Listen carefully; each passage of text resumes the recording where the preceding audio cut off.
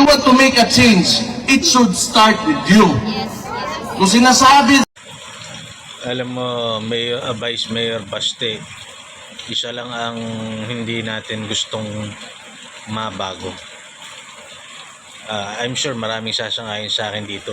Yung iyong pabakat.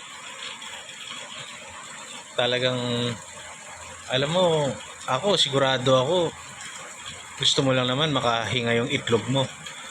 Pero, alam mo yun, nagdulot siya ng, sa akin lang sa experience ko, nagdulot siya ng pagbabago.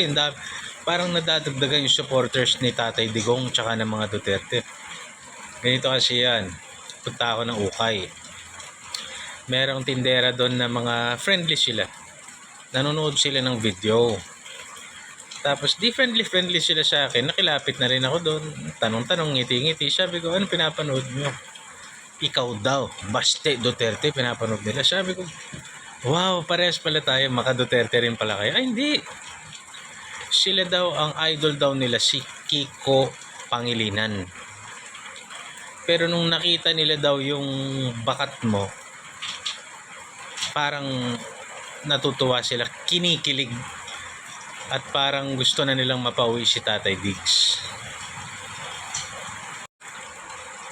I'm sure hindi mo sinasadya na hindi mo gusto mang-engganyo kaya ka nagpabakat. Pero nakakatulong nang hindi mo sinasadya. So ituloy mo lang ang iyong mga pabakat mo. At kaming mga supporter mo talaga namang magpapabakat na rin kami. Bakat. God bless.